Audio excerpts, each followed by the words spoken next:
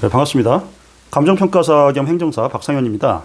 문재인 정부에서 2021년 이사대책의 일환으로 공공주도 재개발을 활성화하기 위한 그 도심 공공주택 복합사업을 제시하면서 후보지를 선정한 바 있습니다.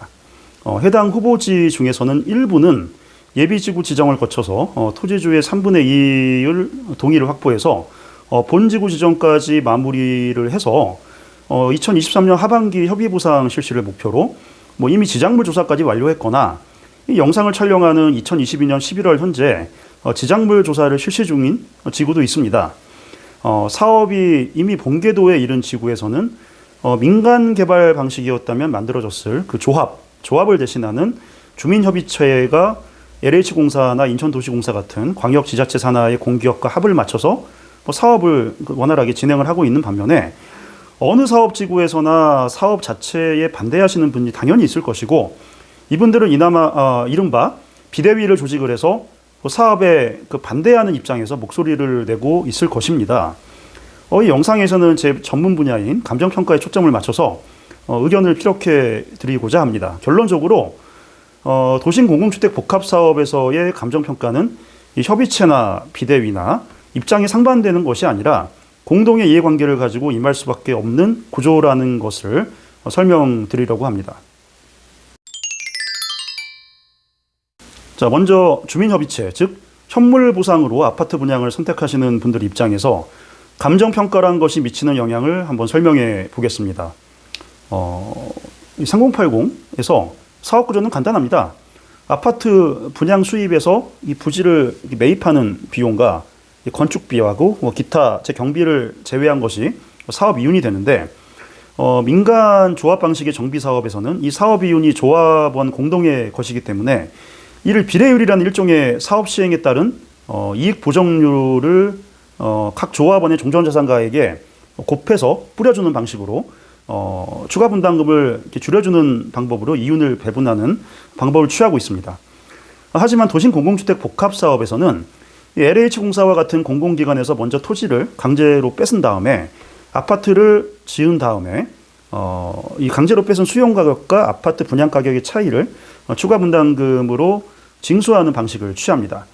이 과정에서 공사는 어느 지구의 협의체에게나 자신들은 이윤을 남길 수가 없다. 이 구역에서는 자기 이윤이 남기지 않는다라고 말하고 있습니다. 자, 그렇다면 강제 수용에 따른 보상 가격이 이렇게 올라가면은 부지 취득 가격이 올라가게 되면은 아파트 분양 가격과의 격차가 줄어들어서 토지주의 추가 분담금이 줄어들게 되겠지요. 그런데 어떤 분들은 토지 보상금이 올라가게 되면은 공사 측에서 이를 분양가에다가 전가를 시켜가지고 결국 그게 그거 아니냐라는 질문을 많이들 하시는데 만약 분양가를 공사 측에서 결정을 한다면은 이 말이 맞을 수도 있겠죠. 하지만 이제 이 공공주택 복합사업의 근거 법령인 공공주택특별법에서 도시 공공주택 복합사업에서의 아파트 분양가는 사업 시행자가 임의로 결정하는 것이 아니라 분양가 상한제 심의 대상입니다. 따라서 사업 시행자인 공사 측에서 개입할 여지가 상당히 줄어들게 되는 것입니다. 그러므로 공사가 진짜 그분들이 말씀하시는 대로 이윤을 남기지 않는다는 것을 전제로 한다면은 이 보상금의 상승은 토지주의 추가 분담금의 하락으로 갭이 줄어들어서 하락으로 이어지기 때문에 감정평가에 정말 신경을 많이 쓰셔야 된다는 결론이 나오게 됩니다. 자, 비대위 입장에서는 감정평가 금액 그대로 현금을 수령하시기 때문에 더더욱 감정평가가 중요합니다.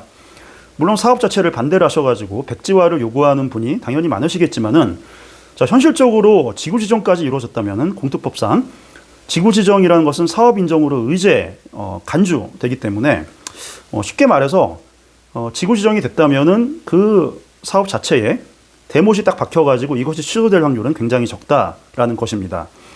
따라서 현실적으로 보상 감정평가 금액을 최대한 많이 받는 쪽으로 출구 전략을 짜셔야 할 시기로 보여집니다. 따라서 기왕 사업 시행을 막을 수 없는 단계까지 이르렀다면은 감정평가 금액의 현실화를 목표로 할 수밖에 없을 것이고 앞서 말씀드린 구조 때문에 감정평가에 있어서만큼은 협의체나 비대위나 모두 공동의 이해관계를 공유하고 있다고 보아야 할 것입니다. 감정평가 금액의 현실화에는 여러 가지 방법이 있겠지만은 무엇보다 중요한 것이 토지주의 과반 동의로 선정하는 토지주 추천 감정평가사의 선임이 될 것입니다. 토지주 추천 감정평가의 선임과 관련한 내용은 같은 제 그 유튜브 채널의 카테고리상에 제 영상을 한번 참고해 주시면 좋겠습니다. 이상 토지 소유자 추천 감정평가를 전문적으로 수행하는 아시아 감정평가법인의 대표이사 박상현 감정평가사였습니다. 감사합니다.